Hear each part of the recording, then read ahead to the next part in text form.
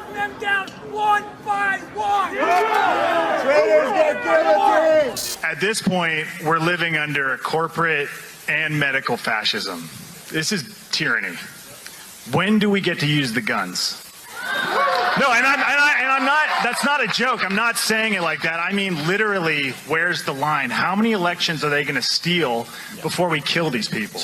Lee, you're here about Hillary Clinton. We're here about Trump and our military. Lee. There is no way that a Republican would act that way, and there is no way that Trump had anything to do with what happened on January 6th. We will treat those people from January 6th fairly.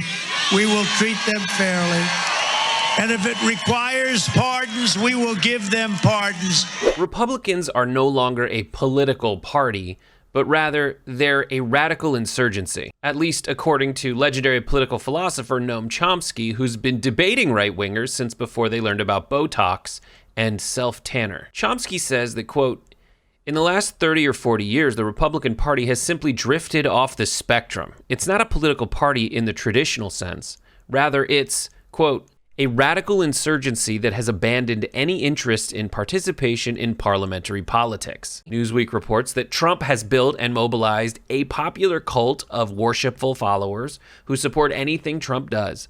This group has, quote, taken over the Republican Party. And it's true. And he's got tons of people that kowtow to him, echoing these same sentiments. And this message is amplified across a very expensive media apparatus. Their TV network, Fox News, is the #1 news network. The top Facebook posts on any given day come from the same right-wing, billionaire-funded propagandists. And I'm not making that up. These propagandists who have constantly gotten in trouble for breaking even Facebook's terms of service. And now Trump's Republican cult is using its power to stop actual democracy. They haven't been slowed down just because they're not in the White House. They corrupt democracy from within, either by blocking Supreme Court nominees or blocking legislation that helps anyone but themselves. After all, Mitch McConnell said that his whole job is to block Obama and Biden policies, regardless of whether they have merit or would help real people. They just kill that part of the democratic process. And perhaps most nefarious, they block the right to vote, which is the most fundamental element of a democracy. Chomsky points out there are hundreds of bills and state legislatures, Republican ones, working on various ways to ensure that they can become a permanent dominant minority party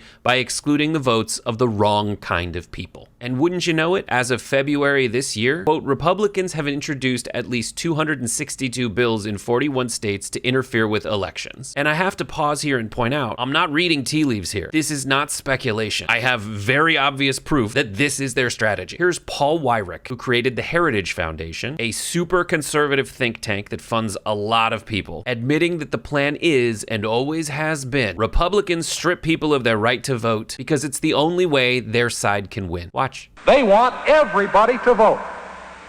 I don't want everybody to vote. It's evil, and worse, it works. And that's all just happening behind the scenes. In many cases, in states where Democrats got more votes. And that brings us to what's happening out in the open. The most egregious aspect of all of this, January 6th. On that day, this cult showed its cards, storming the Capitol, telling the vice president to kill democracy, or else they'd kill him.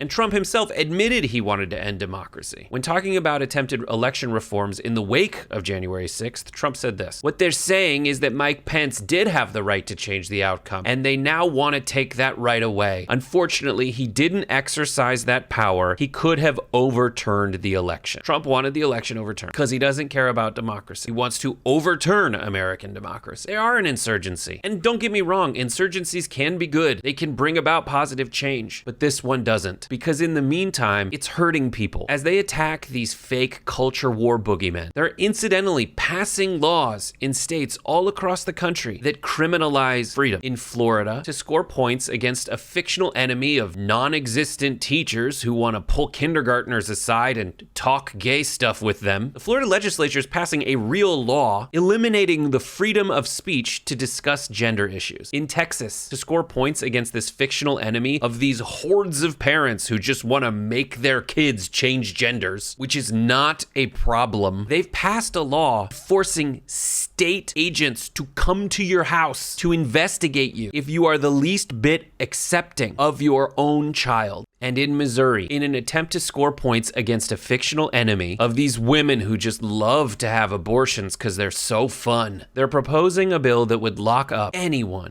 who aids in ending an ectopic pregnancy, which is never viable and in most cases would kill the mother. So I know Trump's a little crazy, sometimes entertaining, and he's got billions of dollars in media behind him, manufacturing dissent at every turn, inventing fake enemies out of whole cloth. But the truth is, Noam Chomsky's right. It is a radical insurgency, and I say it must be stopped. I'm Brett, and usually these are more funny. Normally I make fun of weird religious zealots, but I didn't do it today. I think it's because I exercised. I got some sun.